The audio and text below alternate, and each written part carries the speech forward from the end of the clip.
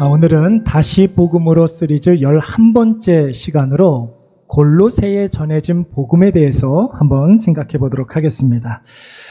설교 시작하기 전에 여러분들에게 한번 질문해 보도록 하겠습니다. 여러분, 하나님 살아계십니까? 잘 한번 생각해 보고 대답해 보세요. 여러분, 하나님 정말 살아계십니까? 네, 맞습니다. 저는 최근에 기도하면서 이 질문을 스스로에게 많이 하게 됩니다. 제가 이 질문에 하나님 살아계시는가? 이 질문에 아멘할 수 있다면 저의 모든 기도의 제목은 이미 다 응답된 줄로 믿습니다. 왜 그렇습니까? 하나님 살아계시니까 나의 모든 사정들을 다 아시지 않겠습니까?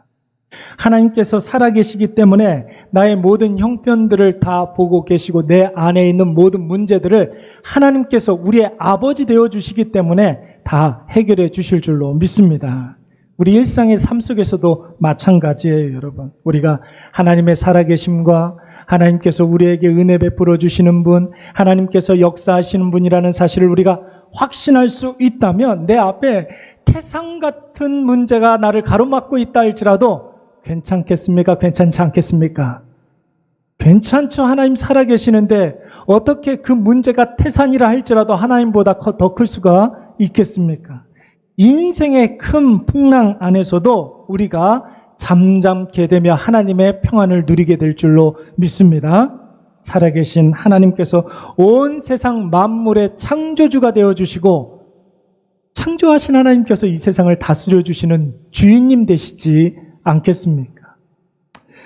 그럼에도 불구하고 여러분, 우리가 종종 살아가면서 살아계신 하나님에 대한 믿음이 자주 흔들릴 때가 많이 있죠. 왜 그럴까요? 선천적으로 우리가 죄인이기 때문에 우리의 죄성이, 우리의 연약함이, 우리의 부족함이 하나님을 종종 망각하기도 하지만 여러분, 더 중요한 요인이 있어요. 이게 무엇이냐면 사실 마귀와 세상이 끊임없이 우리의 믿음을 공격하기 때문에 그런 것이에요. 여러분, 마귀의 공격 대상은 우리이지만, 크게 보면 우리이지만 구체적으로 보면 우리 안에 있는 믿음을 공격하는 거예요. 믿음이 없는 사람들은 공격하지도 않아요. 그 가치를 느끼지 못하는 것입니다. 세상과 마귀는 끊임없이 우리 안에 있는 믿음을 공격합니다.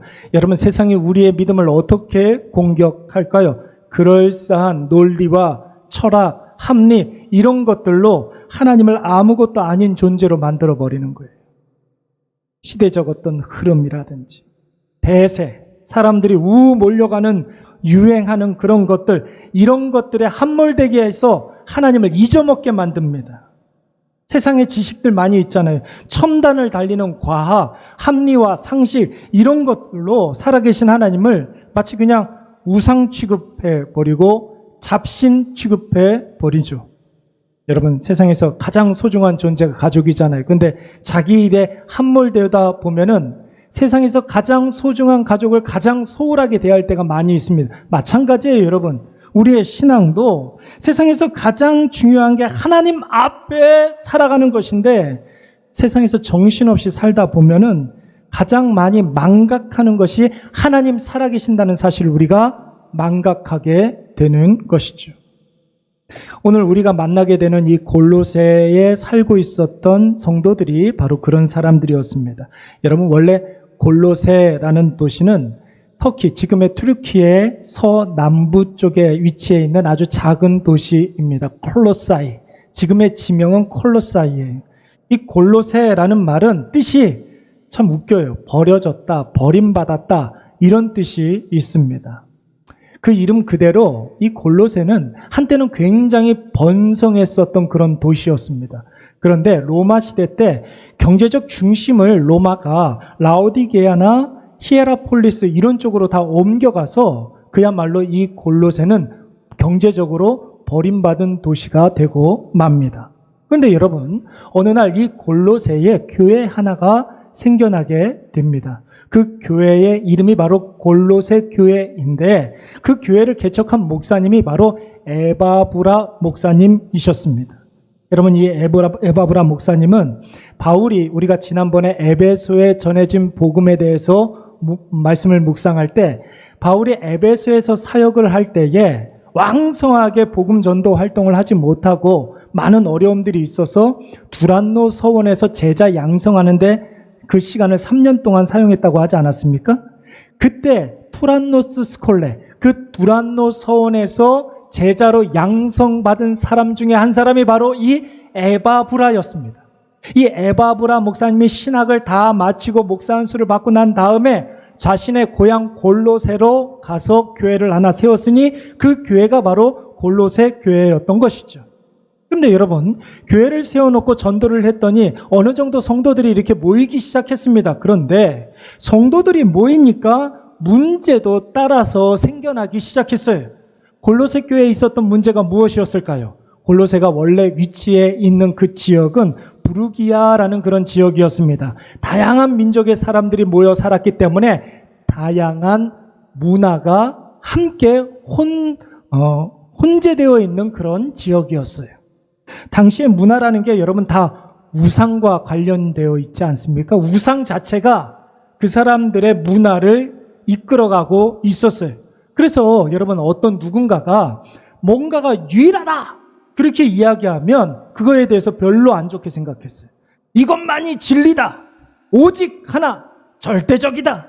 다른 길은 없어. 이렇게 이야기하면 타문화권 사람들이 무조건 공격하는 그런 상황이었습니다. 그래서 에바브라 목사님이 골로새 교회를 개척하고 난 다음에 오직 예수, 오직 믿음, 오직 은혜, 오직 말씀 이런 이야기를 하니까 주변에서 벌떼같이 몰려와서 교회를 공격하고 성도들을 흔들기 시작했던 것입니다. 여러분 그때 골로새 교회를 흔들었던 주된 사상이 무엇이었습니까? 오늘날과 별로 다를 바가 없어요. 눈에 보이는 것을 강조하면서 물질주의, 쾌락주의, 번영주의 이런 것이 먼저다라고 주장하는 사람들이 있었습니다. 여기에 현혹되어서 그나마 예수 믿기 시작했던 사람들이 세상으로 도망가 버리고 또 어떤 사람들은 영적인 세계에 대해서 많이 아는 것이 중요해 영주주의자들 이런 사람들도 있었고 어떤 사람들은 세상 돌아가는 것을 좀 알아야 되지 않겠어?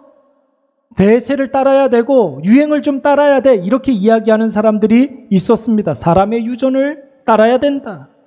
또 거기에 어떤 사람들은 유대주의자들도 있었어요. 여러분 유대주의자들은 율법 가지고 나오는 사람들 아닙니까? 율법을 세세하고 아주 자세하게 잘 지켜야 구원을 받을 수 있어 이렇게 주장하는 사람들도 있었습니다. 여러분 간신히 교회를 개척해서 성도들 조금 모이기 시작했는데 외부에서 이런 이단이라든지 사입이라든지 세상의 원리라든지 초등학문 이런 것들로 총 공격을 해오니까 에바브라 목사님이 좀 당황했습니다. 에바브라 목사님의 멘토가 누구라고요? 사도 바울. 그래서 자신의 이 문제를 가지고서 사도 바울에게 상담을 하기를 원했어요. 사도 바울이 지금 어디에 있습니까? 로마의 감옥에 갇혀 있는 상황이거든요. 그래서 이것을 어떻게 해야 되는지 물어보기 위해서 에바브라 목사님이 직접 로마로 날아가서 이 사도 바울에게 질문을 하게 됩니다. 여러분 그때까지만 하더라도 사도 바울은 골로새라는 도시를 가본 적이 없어요. 골로새 교회 성도들을 본 적이 없었습니다. 지금 골로새 교회가 당하고 있는 이 문제가 그런데 골로새 교회만의 문제가 아니잖아요.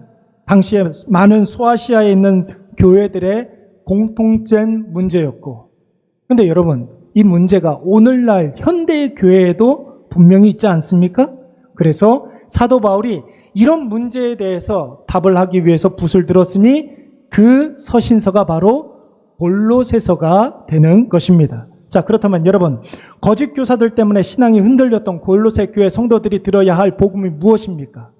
여러분 세상 원리 바쁘고 분주한 세상에 살면서 신앙의 위협을 받고 있는 오늘날 성도들이 명심해야 할 예수 그리스도는 어떤 분이십니까? 첫 번째로 예수 그리스도는 온 세상 만물을 창조하신 창조주이시요 이 세상을 주관하시는 주관자이신 줄로 믿습니다. 우리 다 같이 조금 길지만 15절부터 17절까지의 말씀을 다 같이 한번 읽어보도록 하겠습니다. 시작. 그는 보이지 아니하는 하나님의 형상이시요 모든 피조물보다 먼저 나신 이시니 만물이 그에게서 창조되되 하늘과 땅에서 보이는 것들과 보이지 않는 것들과 혹은 왕권들이나 주권들이나 통치자들이나 권세들이나 만물이 다 그로 말미암고 그를 위하여 창조되었고 또한 그가 만물보다 먼저 계시고 만물이 그 안에 함께 섰느니라. 아멘. 여러분 15절 말씀에 보면 뭐라고 그랬습니까? 보이지 않는 하나님의 형상, 그게 누구라는 겁니까? 예수 그리스도라는 거예요. 보이지 않는 하나님의 형상으로 오신 분이 바로 예수 그리스도인데, 여러분 예수 그리스도께서는 눈에 보이는 수많은 세상 우상들과는 차원이 다른, 눈에 보이지 않는 그 하나님 그 자체라는 거예요. 여러분 16절 말씀해 보세요. 하나님의 형상 그 자체이신 예수 그리스도께서 하신 일이 무엇입니까? 만물이 그에게서 무엇이 되었다는 겁니까? 창조되되라고 그랬어요. 보이지 않는 하나님의 형상 예수 그리스도께서 온 세상을 만드시고 창조하신 하나님이라는 것입니다. 그리고 17절 말씀 한번 볼까요? 그가 만물보다 먼저 계시고 만물이 그 안에 함께 섰느니라. 여러분 이 말씀은 온 세상 만물을 창조하신 하나님의 형상이신 예수 그리스도께서 우리가 살고 있는 이 세상 만물을 다스리시는 주인님 되시는 주관자 되시는 하나님이라는 설입니다. 여러분 이것을 꼭 믿으시기 바랍니다. 여러분 우리가 살면서 가끔 가다가 외부로부터 공격을 많이 받을 때가 있습니다.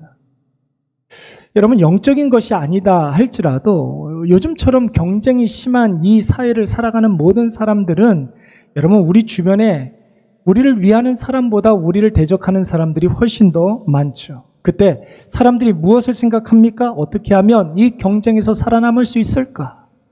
어떻게 하면 이 전쟁에서 승리할 수 있을까? 이런 것들 많이 생각하는데 여러분 가장 좋은 방법은 무엇이냐면 내가 가진 것에 집중하는 거예요. 내가 가진 것에 조금 더 집중해서 그것을 길러야 하는 것입니다. 여러분 남들 하는 것 나도 하면 죽도 밥도 안 될 때가 얼마나 많이 있어요. 남 따라가다가 쪽박 차는 사람들이 우리 주변에 굉장히 많이 있습니다. 자기가 잘할 수 있는 것, 나만 할 수 있는 것, 남들이 잘한다고 칭찬하는 것, 여러분 그것에 집중하면 그걸로 독보적인 사람이 되는 거예요. 여러분 교회도 마찬가지 아니겠습니까? 여러분 교회가 교회되기 위해서, 성도가 성도 되기 위해서 교회 안에만 있는 것에 집중해야 돼요. 그게 무엇입니까? 성도에게만 있는 것, 거기에 집중해야 됩니다. 그게 뭐예요? 복음이에요. 예수 그리스도인 줄로 믿습니다. 우리가 믿는 예수 그리스도에 집중하는 거예요. 예수님이 어떤 분이세요? 온 세상 만물을 창조하시는 창조주 하나님이시고 뿐만 아니라 지금도 살아계셔서 우리의 모든 것을 다스리시고 주관하시는 주관자 되시는 하나님이신 줄로 믿습니다. 여러분 이것만 붙잡고 살아가면 모든 일들의 해답을 우리가 갖고 있는 거예요.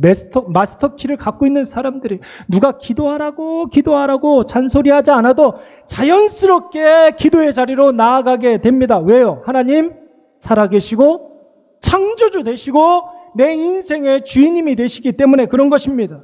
이럴까 저럴까 선택의 순간이 많이 오지 않습니까?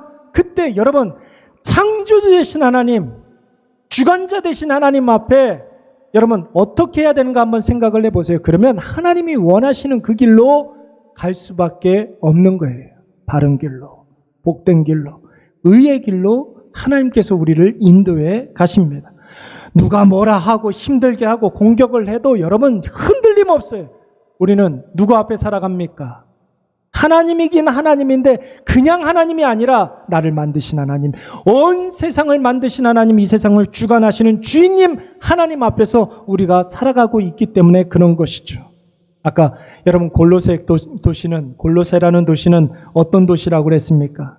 고대 사회에서는 굉장히 번창했던 도시였으나 성경 당시의 로마 시대에는 버려진 도시라고 했습니다. 그래서 여러분 골로새 사람들은 인근에 있는 에베소라든지 라오디게아라든지 고린도라든지 이런 대도시로 가가지고 돈을 많이 버는 게 골로새 사람들이 가지고 있었던 꿈이었어요.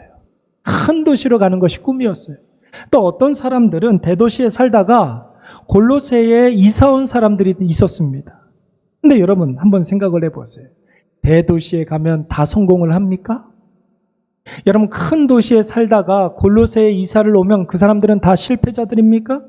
여러분 인생의 기준이 눈에 보이는 것에 집중되어 있으니까 여러분 골로새 사람들의 피해의식에 사로잡혀 있는 것이고 세상을 기준 삼으니까 자기 자신을 여러분 좀 비하하게 생각을 하는 것이죠. 여러분 크고 화려하면 다 성공자고 작고 연약하면 다 실패자입니까? 그런 게 아니에요. 세상 앞에서 자기 자신을 보면 누구나 다 초라해 보입니다. 그러나 여러분 꼭 기억하세요. 창조주 하나님, 주관자 되신 그 하나님 앞에서 나의 주인님 되시고 나의 아버지 되신 예수 그리스도 안에서 나 자신을 한번 보시기 바랍니다. 여러분 하나님이 만드신 것들 가운데 최고의 걸작품이 바로 나 자신이고 예수 그리스도께서 자기 생명보다 더 귀하게 여기시는 하나님의 자녀가 바로 저와 여러분인 줄로 믿습니다.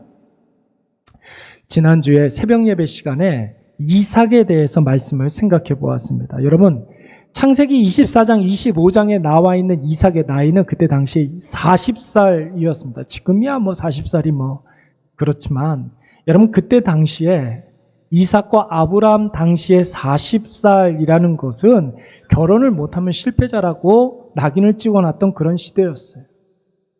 그때 당시는 그랬어요. 그때 당시에 이삭에게는 아들도 없습니다. 자녀도 없습니다. 심지어 그는 자기 이름으로 된 그 어떤 것도 없었어요. 아버지 집에서 아버지 양이나 치는 사람이었습니다. 심지어 성경에서도 이삭 나이 40이나 될 동안 이삭이 주인공 되는 그 어떤 에피소드가 하나도 나오지 않아요. 그러니까 여러분 저 좀 그렇게 생각이 들었어요. 굳이 이삭의 별명을 지어 붙이자면 침묵의 사나이 이삭, 무색무취의 사나이 이삭. 근데 여러분 이삭이 그런 현실 때문에 불평 한마디 하지 않아요. 그것 때문에 뭔가 섣부르게 결정하지 않습니다. 좌충우돌하지 않아요. 묵묵히 자기 일을 열심히 하던 대로 계속 하던 사람이 바로 이삭이었습니다.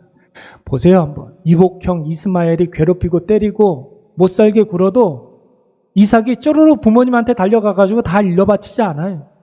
그냥 그러려니 해요. 아버지가 모리아 땅에서 한번 묶었던 적이 있었잖아요. 그렇죠? 번제로 바치려고 포박을 했을 때에도 117세 할아버지 된 그 아브라함을 밀쳐내지 않습니다. 그냥 순순히 묶으면 묶으시는 이유가 있겠거니 생각하고 그대로 순종했던 사람이 이삭이었습니다. 아버지가 심지어 자기 색시 먼 나라에서 데리고 오려고 해도 그렇게 하는 이유가 있으시겠지 이런 생각을 하면서 그 어떤 의견 제시도 하지 않습니다. 여러분 이삭이 자기 상황과 환경에 영향을 받지 않고 자기 자리를 잘 지키고 자기가 하던 일에 집중할 수 있었던 이유가 무엇입니까? 성경은 분명히 그렇게 이야기하고 있습니다. 창세기 24장 62절 63절 말씀에 보면 뭐라고 말씀이 나오느냐면 제가 한번 읽어보도록 하겠습니다. 그때에 이삭이 부엘라 헤로이에서 왔으니 그가 네게부 지역에 거주하였습니다. 이삭이 저물 때에 들에 나가서 뭐 했다고 그랬습니까? 묵상을 했다고 그랬어요. 날 저물 때 들에 나가서 묵상했다고 그랬습니다. 부엘라 헤로이, 베르라하이 로이 이렇게 발음을 하는데 베르 살아계신 하나님, 뭐 라이는 뭐 샘물이고 로이 감찰하시는 하나님, 지켜보시는 하나님 앞에서 뭐 했다고요? 묵상했다라는 거예요. 묵상했다. 수아. 제가 한번 찾아보니까 이야기하다 이런 뜻이 있어요. 대화하다 이런 뜻이 있어요. 누구랑 대화를 했을까요? 살아계시고 나를 두루 감찰하시는 그 하나님과 묵상하고 대화하고 이야기를 하고 있었던 것입니다. 살아계신 하나님 앞에. 온 세상을 만드시고 창조하시고 온 우주의 주인 되신 하나님 앞에 계속해서 묻고 답을 듣고 또 묻고 그 뜻을 되새기고 깨닫고, 이게 바로 여러분 이삭이었어요. 여러분 어렸을 적부터 이삭이 살아계신 하나님과 깊은 교제를 나누는 사람이었기 때문에 아브라함의 늙은 종 엘리에셀도 이거를 너무나 잘 알고 있었어요. 여러분 아브라함이 엘리에셀에게, 늙은 종에게 이삭의 아내를 데리고 오라고 한 곳은 헤브론이었습니다. 그런데 여러분, 이 엘리에셀이 하란에서 리브가를 데리고 헤브론으로 돌아가지 않아요. 어디로 갑니까? 부엘라 헤로이로 갑니다. 거기에 누가 있었기 때문에. 거기 누가 있었기 때문에? 이삭이 있었기 때문에. 이삭은 어렸을 적부터 감찰하시는 하나님, 살아계신 하나님과 늘 교제하고 대화 나누고 이야기 나누는 것을 즐겨했던 사람이었기 때문에 엘리에셀이 지금 이삭이 어디 있는지를 분명히 알고 있었던 것입니다. 여러분, 골로새 교회 성도들이 창조주 되시고 주관자 되신 하나님 그 자체이신 예수님을 자신의 아버지요 자신의 주인으로 확신하고 오직 그 예수 그리스도 안에 거하기만 하면 세상이 어떻게 유혹을 한다 할지라도, 무엇으로 위협한다 할지라도 절대로 요동하지 아니하고 예수 그리스도 안에서 평안을 누리게 되는 줄로 믿습니다. 여러분, 혹시 저와 여러분들 가운데 그런 분들 혹시 있습니까? 과거에 비해서 내 신앙 많이 약해진 것 같은 분들 있죠. 내가 이렇게 살면 안 되는데, 이런 생각하시는 분들 분명히 있을 거예요. 왜 그럴까요? 왜 과거에 비해서 지금 오늘 이 시간 나의 신앙이 많이 약화된 것 같습니까? 세상의 영향을 많이 받아서 그러는 거예요. 그래서 흔들리는 거예요. 자꾸 신앙에 대해서 부정적인 생각을 많이 하는 이유, 말씀보다 세상에서 들려오는 그런 소리를 더 많이 듣기 때문에 그러는 것이, 살아계신 하나님께 집중하시기 바랍니다. 창조주 되시고 주관자 되신 예수 그리스도 앞으로 나아가시기 바랍니다. 나의 아버지 되어주시고 나의 보호자 되시는 예수 그리스도께서 오늘 우리를 요동치 않게 붙잡아 주시고 세상에서 반드시 승리할 수 있도록 우리에게 놀라운 은혜를 베풀어 주실 줄로 믿습니다. 두 번째로, 골로새 교회 성도들이 꽉 붙잡아야 하는 예수 그리스도, 어떤 분이십니까? 그 예수 그리스도께서는 우리의 존재와 우리의 가치를 새롭게 하시는 전능하신 하나님이신 줄로 믿습니다. 우리의 무엇과 무엇을 새롭게 해주신다고요? 존재와 가치를. 우리 다 같이 18절부터 20절까지의 말씀을 읽어보도록 하겠습니다. 시작.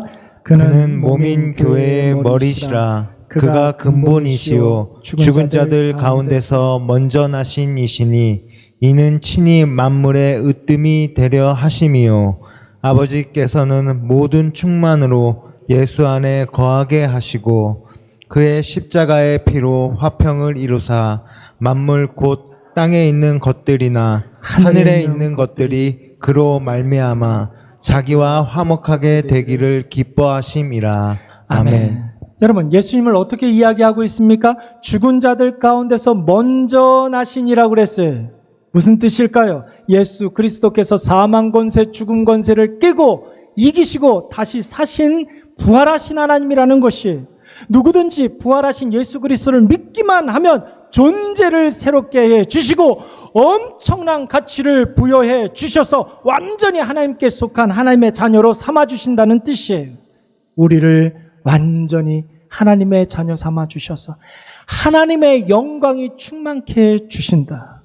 여러분, 왜 골로새 교회 성도들이 흔들렸습니까? 자기 존재가 어떤 존재인지를 모르니까 세상이 세상의 원리로 흔들어대면 세상의 의도대로 그나마 갖고 있었던 믿음이 흔들리고 떨어져서 자기가 세상 사람처럼 살지 못한 것에 대해서 불안해했던 것입니다. 자기의 가치를 모르니까 바람만 불어도 휙 사라지는 세상 것 없다고 불안해하고 조조해하고 우울해하고 자기 자신 비관하다가 결국 세상으로 돌아가 버린 거예요. 그런 사람들 많이 있지 않습니까? 여러분, 베드로 한번 생각을 해볼까요? 베드로는 무리를 걸었던 사람이에요. 무리를 걸었던 사람. 가벼워서 무리를 걸었던 게 아니에요, 여러분. 예수님께 시선을 집중했더니 물 위를 걸었어요. 그냥 물이 아니었습니다. 바다 위를 걸었어요. 그냥 바다가 아니었습니다. 풍랑치는 바다 위를 걸었던 사람이 바로 베드로였습니다. 그런데 예수님에 대한 그 시선을 거두고 불어오는 바다 보고 집채만한 파도 보다가 결국 바다에 빠져 죽을 뻔했어요. 바람을 보고 무서워 빠져가는지라. 그의 시선을 전능하신 하나님께 두지 아니야. 세상 바라보다가 바다에 빠져 죽을 뻔했습니다. 그런 사람 또 있죠. 마가복음을 쓴 마가 소시적에 이 사람 여러분 전도 여행을 바나바하고 바울하고 같이 다녔던 사람이었어요. 여러분 얼마나 영광스러운 자리입니까? 그의 외삼촌 바나바가 바나바와 바울의 전도팀의 팀장이었어요. 우리 외삼촌이 팀장인 그 전도 여행팀의 수행원으로 마가가 동참을 했습니다. 그런데 여러분 구브로 전도가 끝나고 난 다음에 그 바나바 전도팀의 팀장이 바뀌어요.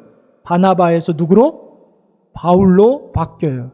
아니 세상에 듣도 보도 못한 새파랗게 젊은 사람이 팀장을 맡게 된 거예요. 우리 삼촌이 팀장이었는데 기분이 나빠요? 안 나빠요? 나쁘죠. 게다가 여러분 악명 높았던 타우루스 산맥이 눈앞에 떡 버티고 있는 거예요. 그때 당시에 타우루스 산맥은 여러분 강도떼들이 자주 출몰하는 악명 높은 험한 산이었습니다. 그러니까 여러분 마가의 마음에 좀 흔들리기 시작했던 거예요. 엄마 밥이 생각이 났던 거예요. 집밥을 먹고 싶은 거예요. 예루살렘이 자기의 고향이었는데 예루살렘에 가면 큰 집이 자기를 기다리고 있거든요. 그래서 두 번 생각하지 아니하고 바나바에게 이야기하지 않고 바울에게 이야기하지 않고 자기의 고향으로 돌아가 버리고 맙니다. 말도 안 하고 그냥 돌아가 버리고 마는 거예요. 데마라는 사람 혹시 아십니까? 데마. 여러분 이 골로새서를 쓸 당시에 데마는 바울과 함께 있었던 사람이었습니다. 바울의 동역자였어요. 바울의 형제 같은 사람이었습니다. 바울이 1차 투옥을 했었을 때 로마의 감옥에 갇혀 있었을 때에 그때 이 데마가 같이 있었어요. 그래서 골로새서를 쓸 때에 데마도 나와 함께 있어 너희에게 문안한다 이렇게 이야기할 정도였습니다. 그런데 여러분 이 데마가 나중에 바울이 참수형으로 죽게 될 즈음에 바울을 배신하고 바울 곁을 떠나게 됩니다. 성경이 분명히 이 사실을 밝히고 있어요. 디모데후서 4장 10절 말씀을 보시면 데마는 세상을 사랑하여 신앙을 버리고 데살로니가로 도망갔다. 이렇게 분명히 표기하고 있습니다. 요나도 마찬가지죠, 여러분. 자신이 어떤 사람인지, 어떤 존재인지, 무엇을 해야 되는지, 어떤 가치를 갖고 있는지 그거 망각하고 험악한 니느웨만 생각하니까 가기 싫은 거예요. 다시스의 화려함과 다시스의 풍요로움을 생각하니까 니느웨 버리고 다시스로 가려고 했던 것입니다.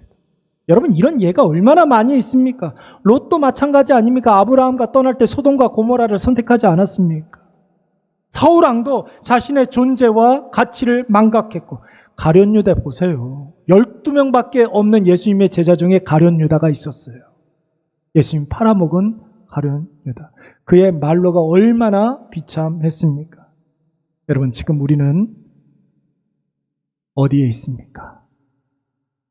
예수님께 시선을 맞추고 물 위에 있습니까? 아니면 세상 바라보면서 바닷속에서 허우적거리고 있습니까?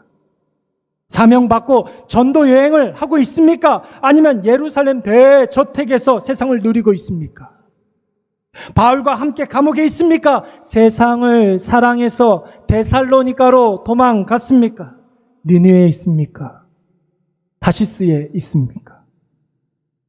예수님이 부활하심으로 우리를 완전히 새로운 존재로 만들어 주시지 않았습니까? 죄인에서 우리를 의인으로 존재를 완전히 바꿔주신 거예요.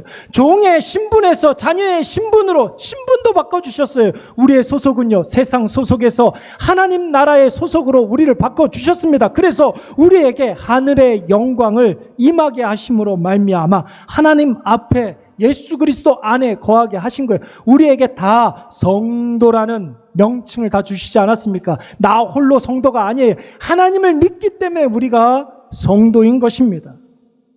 사랑하는 여러분, 가면 안 되는 길인데, 하면 안 되는 일인데 혹시 유혹받고 있는 분들이 있습니까? 가면 금방 뭔가가 좋아질 것 같고 그 일을 하면 속이 후련할 것 같지 않습니까? 그러나 여러분, 그 길로 갔다가 그 일을 했다가 땅을 치고 후회하는 사람들이 우리 주변에 얼마나 많은지 몰라요. 세상이 끊임없이 우리에게 유혹합니다. 아무런 변화도 없고 아무런 재미도 없는 그 예수의 길을 왜 걷고 있느냐고. 길 건너오라는 거예요. 세상 길로 나오면 편해진다고, 재밌다고, 쉬워진다고, 누릴 게 얼마나 많은지 모른다고 계속해서 우리에게 오라고 손짓하고 있어요. 신앙생활을 열심히 하셨던 분들 가운데 지난 3년 코로나 때 강제로 교회를 못 나가게 하니까 잠시 잠깐 신앙생활 방학하신 분들이 꽤 많아요. 금요일마다 요 앞에 나가서 전도를 하는데 만나는 분들을 이렇게 보면은 예, 맞습니다. 방학 중이신 분들 굉장히 많아요. 아유, 목사님이시군요. 교회를 나가야 되는데 아유, 그게 생각보다 쉽지 않아요. 언제고 나가려고 지금 계획하고 있습니다. 이렇게 얘기하는 분들이 여러분, 우리 이레교회가 있는 이 구례동에 얼마나 많은지 모릅니다. 여러분, 그분들 그 마음속에 교회 빨리 나가야 되는데, 빨리 신앙생활 다시 시작해야 되는데 이런 생각 굉장히 많이 하는데, 그런데 여러분, 왜 못 돌아오는지 아십니까? 왜 못 돌아올까요? 첫째, 자기가 마음만 먹으면 쉽게 돌아올 줄 아는 거예요. 그런 일은 없어요, 여러분. 내 의지로 내 신앙을 내가 회복한다? 여러분, 동서고금에 오고 오는 모든 교회와 성도들 가운데 그런 사람이 누가 있습니까? 하나님이 은혜를 주셔야 될 줄로 믿습니다.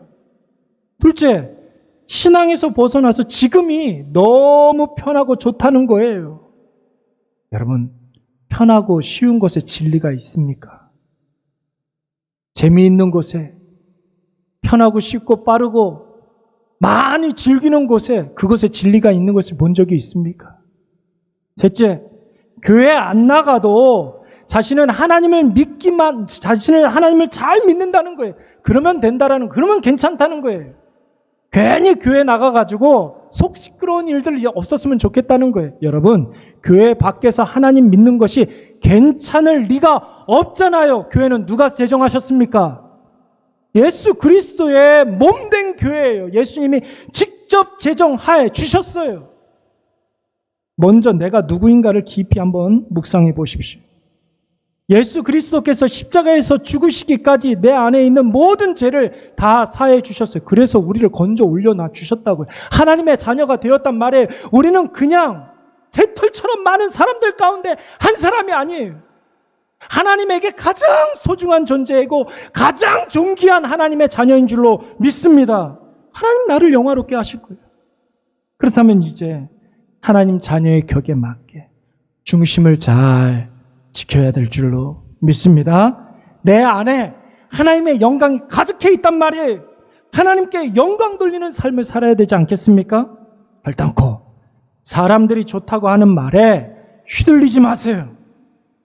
대세와 유행과 세상 흐름에 떠내려가지 마세요. 엄청나게 큰 폭포가 기다리고 있습니다. 논리와 상식, 합리와 달변, 이런 것에 현혹되지 마세요. 진리는 한 분, 하나님밖에 없는 줄로 믿습니다. 예수님은 창조주 하나님이세요. 이 세상을 다스리시는 우리의 주인님 되신 하나님이십니다. 그 예수님께서 우리의 존재와 가치를 완전히 새롭게 해 주셨습니다. 여러분, 이것을 꼭 믿으시고 흔들리지 않는 믿음으로 날마다 주 예수 그리스도의 이름으로 세상에 대해서 승리하시는 저와 여러분이 되시기를 간절히 축원합니다.